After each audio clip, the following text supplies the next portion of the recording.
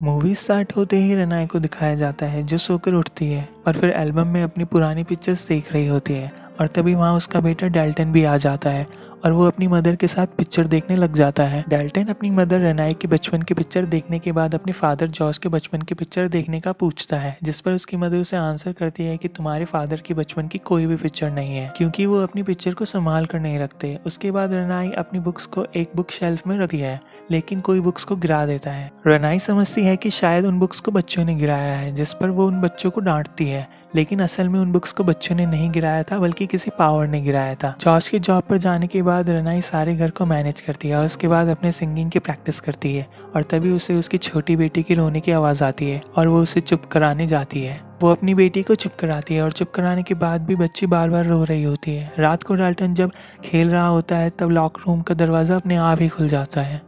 Dalton lock room में जाता है और वहाँ पर लाइट ऑन करने की वजह से वो एक सीढ़ी से स्लिप होकर गिर जाता है और वहीं पर डाल्टन किसी चीज़ को देखकर चीखना चिल्लाना शुरू कर देता है और उसकी रनाई और जॉश आवाज़ सुन लेते हैं।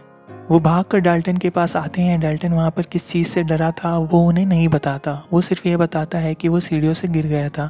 गिरने की वजह से डाल्टन के सर और पैर पर मामूली सी चोट आई थी और जॉश उसे उठाकर उसके रूम में ले जाता है। रनाई क्योंकि सुबह से ही अपना म्यूजिक नोट्स को ढूंढ रही थी और वो देखती है कि वो बॉक्स भी लॉक रूम में ही पड़ा हुआ था और वो बॉक्स उसी साइड पड़ा हुआ था जिस साइड डाल्टन देखकर डर गया था। नेक्स्ट मॉर्निंग में जब जॉश डाल्टन को उठाता है तो वो नहीं उठता, जिस पर जॉश और रनाई उसे हॉस्पिटल ले जाते हैं और वहाँ पर उन्हें ये बैड न्यूज़ मिलती है कि डाल्टन कोमा में चला गया है।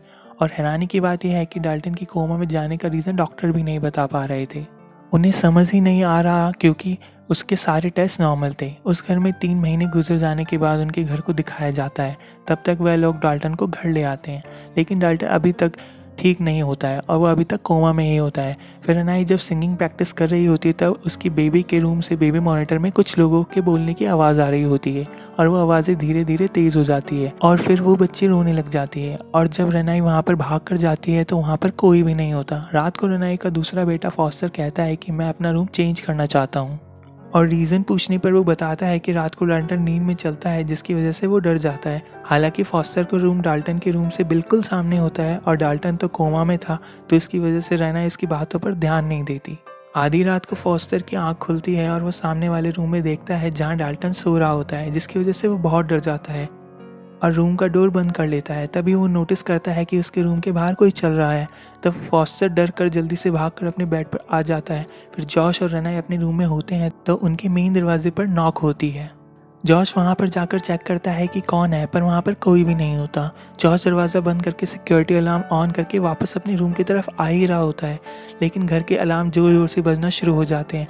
तब जॉश भाग कर वहाँ जाकर चेक करता है तो वह देखता है कि दरवाज़ा खुला हुआ है और फिर वो दरवाजे और अलार्म दोनों को बंद करता है।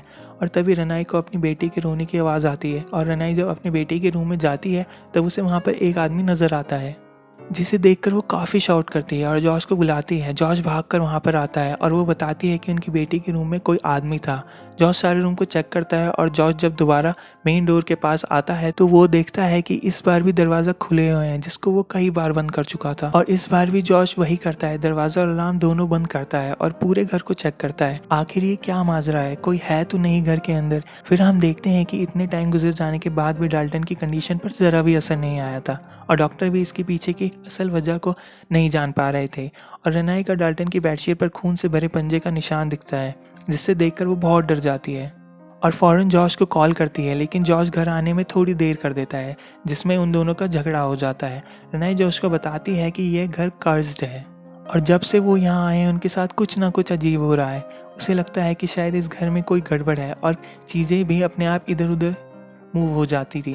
लेकिन मैं रात में रनाई को एक सपना आता है और उसमें वो डाल्टन को शैतान के साथ देखती है और वो नींद से जाग जाती है और तभी रनाई को बाहर किसी का चलता हुआ शैडो नजर आता है और तभी एक आदमी उसके रूम के अंदर आ जाता है। तब डरी और घबराई रनाई शाउट करना शुरू कर देती है क्योंकि वो आदमी उसे डरा देता है।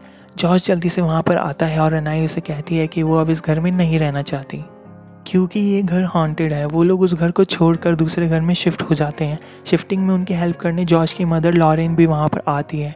एक पिक्चर को देखकर लॉरेन हैरान हो जाती है कि जॉश ने अपनी फैमिली के साथ पिक्चर खिंचवाई। इस घर में भी रनाई को कुछ ना कुछ अजीब लगता है और उसे एक छोटे बच्चे का घोंस भी नज़र आता है और घर के सारे दरवाजे अपने आप खुलते हैं और बंद होते हैं। और वो देखती है कि उस बच्चे का भूत डाल्टन के रूम में जाकर छुप गया है। रेनाई एक बार फिर से डर जाती है और वो एक फादर को बुलाती है और रेनाई जॉश को बताती है कि पिछले घर में जो शैतान था वो उन लोगों के साथ इस घर में भी आ गया है। और वो उसे बच्चे के भूत के बारे में भी बताती है, जिस पर लॉरेन भी रेनाई का ही साथ देती है। जॉस की मदर उसे बताती है कि मैंने सपने में एक शैतान को देखा और मैंने जब उसे पूछा कि वो यहाँ क्यों आया है और क्या चाहता है, तो तब शैतान ने कहा कि मुझे डाल्टन चाहिए। बातों बातों में ही वही शैतान लॉरेन को जॉस के पीछे नजर आता है, जिसे देखकर वो बुरी तरह डर जाती है। और इतने ही देर में डाल्टन के रूम में से भी आवाज़ आना शुरू हो जाती है और ये सब लोग भागकर उसके रूम में जाते हैं और तब वो देखते हैं कि उस रूम का सारा सामान बिखरा हुआ है, जैसे किसी ने इधर उधर फेंका हो। और यहाँ तक कि डाल्टन भी अपने बेड से नीचे गिरा हुआ था और सब देखकर रेनाई काफ़ी डर जाती है। और फिर लॉरेन पैरानॉर्मल एक्टिविटीज़ की स्पेशलिस्ट एलिस को बुलाती है। एलिस घर आती है और जब वो डाल्टन के रूम में जाती है तब वहाँ पे उसे किसी शैतान के प्रेजेंस का एहसास होता है। एलिस को वहाँ पर शैतान नज़र आता है और साथ ही साथ उस शैतान का इरादा भी पता चल जाता है कि वो डाल्टन के लिए ही यहाँ पर आया है। जॉश और रेनाई को एलिस बताती है कि डाल्टन कोमा में नहीं है, बल्कि उसकी हालत एक ऐसी खूबी की वजह से हुई है जो हर किसी के पास नहीं होती, और इस वजह से डाल्टन की सोल इस दुनिया को छोड़कर कहीं और जा सकती है। और डाल्टन की सोल एक ऐसे दुनिया में जाकर फंस गई है जहाँ पर मरे हुए लोग रहते हैं, यानी डाल्टन की सोल भूतों की दुनिया में चली गई है। और इसलिए घर बदलने से भी कोई फ़र्क नहीं पड़ा, क्योंकि हॉन्टेड उनका घर नहीं था बल्कि डाल्टन है। डाल्टन के वहाँ होने की वजह से डीमन सोल उसकी तरफ आ रही है ताकि उसे प्रोसेस कर सके, क्योंकि किसी भी इंसान को प्रोसेस करना आसान नहीं होता, इसलिए वो सारे शैतान बहुत टाइम से यह कोशिश कर रहे हैं। और जॉर्ज डाल्टन के पास चला जाता है कि अगर तुम मुझे सुन सकते हो तो मुझे कोई हिंट दो। तभी डाल्टन की बनाई पेंटिंग में एक पेज नीचे गिरता है। जॉर्ज पेंटिंग को उठा लेता है, फिर जॉर्ज की नज़र बाकी पेंटिंग पर पड़ती है और एक ड्राइंग वो भी होती है जिस पर शैतान था, जिस पर जॉर्ज को रियलाइज़ होता है कि एलिस बिल्कुल ठीक है। फिर एलिस और उसके साथी डाल्टन से कनेक्ट करने की कोशिश करते हैं और उनके साथ कनेक्ट भी हो जाते हैं। डाल्टन उनकी बात सुन सकता था और वो उन्हें रिप्लाई भी करता है और डाल्टन उन्हें ये बताता है कि वो एक आदमी से डरा हुआ है जिसके चेहरे पर बहुत ज़्यादा आग है। और डाल्टन इन लोगों से बात करने से डरता है क्योंकि उसे डर था कि कहीं शैतान उनकी कन्वर्सेशन सुन ना ले। और फिर डरी हुई आवाज़ में कहता है कि उस शैतान ने हमारी बातें सुन ली है। और इसके साथ साथ डाल्टन बुरी तरह डर जाता है और इसी के साथ ही उन लोगों के साथ अजीबोगरीब होना शुरू हो जाता है। और डाल्टन अपने बेड से उठकर इन लोगों के पास आ जाता है और उस वक्त डाल्टन के पास ऐसी पावर होती है कि वो इन लोगों को इधर उधर फेंक सके, और साथ साथ वो टेबल और चेयर को भी इधर उधर फेंक रहा होता है। और तभी बाकी घोस्ट भी वहाँ पर पहुँच जाते हैं और एक शैतान रेनाई को पकड़कर उसे डरा देता है और इस बार जॉश भी उसे देख लेता है। और जब जॉश रेनाई को बचाने की कोशिश करता है तो वो शैतान उसे दूर फेंक देता है। और इन सब के दौरान एलिस डाल्टन से उस शैतान को भगाने की कोशिश करती है और फिर डाल्टन ज़मीन पर गिर जाता है और सब कुछ नॉर्मल हालत में हो जाता है। असल में डाल्टन अभी भी कोमा में ही होता है और जो कुछ देर पहले उन लोगों के साथ हुआ था उसके सारे रिकॉर्डिंग में हमें दिखाया जाता है कि वह शैतान डाल्टन के पीछे खड़ा हुआ था जो उसकी बॉडी को प्रोसेस करना चाहता है और वह डाल्टन से वो सब कुछ करवा रहा था। लॉरेन जॉश को बताती है कि जब वो 8 साल का था तब वो नींद में डर जाता था और उसे एक बूढ़ी औरत नजर आती थी और वो अपनी मदर को बताता था। उस बूढ़ी औरत से जॉर्ज डरता भी था, पर लॉरेन ने उन बातों पर ध्यान नहीं दिया और उसने जॉर्ज की पिक्चर बनाई तो हर पिक्चर में वो बूढ़ी औरत भी उसके साथ कैप्चर हो गई। उस बूढ़ी औरत का मोटिव ये था कि जॉर्ज के शोल को मरी हुई दुनिया में ले जाकर उसकी बॉडी को पोजेस कर सके। और वो कहती है कि ये सब होने के बाद उसने एलिस से मदद ली थी और जॉश को इन सब चीज़ों से बचा लिया था। एलिस ने जॉश के माइंड से वो सारी बैड मेमोरीज को ख़त्म कर दिया था, लेकिन आज तक जॉश पिक्चर खिंचवाने से डरता है और यही वजह है कि एल्बम में उसकी कोई पिक्चर नहीं थी। एलिस उसे कहती है कि जॉश ही है जो डाल्टन को बचा सकता है और मरे हुई दुनिया में जाकर डाल्टन को बचाकर वहाँ से ला सकता है, और इस बात का ध्यान रखना कि वहाँ के लोगों को पता ना चल सके कि तुम इसी दुनिया से गए हो, वरना वो लोग तुम्हारी बॉडी के लिए भी यहाँ आ सकते हैं। और फिर जॉश दूसरी दुनिया में चला जाता है और डाल्टन को ढूंढता है और इसी दौरान वो बहुत सारी क्रीपी घोस्ट को देखता है और आगे जाकर उसे डाल्टन भी मिल जाता है जिसके पाँव को किसी ने जंजीरों से बांधा हुआ था। वो दोनों मिलते हैं और डाल्टन जॉश को बताता है कि वहाँ पर एक शैतान है और उसी शैतान ने उसे यहाँ रखा हुआ है। जॉश डाल्टन को उन जंजीरों से आज़ाद करता है और तभी वो शैतान जॉश को देख लेता है। वो शैतान जॉश पर अटैक करता है। जॉश किसी तरह अपनी जान बचाकर डाल्टन को वहाँ से लेकर भागता है, लेकिन जॉश वहाँ से आसानी से वापस नहीं आ पा रहा होता क्योंकि बहुत सारे भूतों ने उसे घेरा होता है। तब रेनाई जॉश की हेल्प करने के लिए उसे आवाज़ें लगा रही होती है और तभी जॉश घर के अंदर आ जाता है और डाल्टन को घर के अंदर छोड़ देता है ताकि वो अंदर अपनी बॉडी के पास चला जाए। तभी डाल्टन आगे चला जाता है और हर जगह पर अपनी बॉडी को ढूंढता है और इतनी देर में डाल्टन के पास वो शैतान आ जाता है जो उसे रोकने की बहुत कोशिश करता है।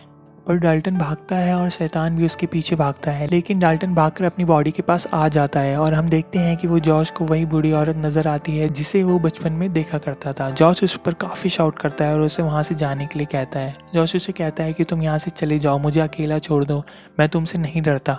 और यहाँ पर हमें पता चलता है कि जॉश तो असल में घर के बाहर होता है और वो बूढ़ी आत्मा घर के अंदर होती है। और तभी जॉश और डाल्टन होश में आ जाते हैं और उन्हें देखकर सब लोग बहुत खुश हो जाते हैं कि डाल्टन भी होश में आ गया और वह बिल्कुल ठीक हो गया है और किसी को भी जानी नुकसान नहीं हुआ। एलिस और उसके साथी अपना सामान वापस लेकर जा रहे होते हैं और फिर जॉश और एलिस बातें कर रहे होते हैं और पुरानी पिक्चर एलिस को वापस करता है। पिक्चर लेने के दौरान एलिस जॉश के हाथों के देखकर चौंक जाती है और फिर वो जॉश की पिक्चर खींचती है, जिस पर जॉश काफी भड़क जाता है। और यहाँ पर हमें पता चलता है कि वो बूढ़ी औरत का घोस्ट जॉश की बॉडी में आ चुका है और अब जॉश की शोल दूसरी दुनिया में फंस गई थी और एलिस पर अटैक करता है और उसका गला घोंटकर उसे मार देता है।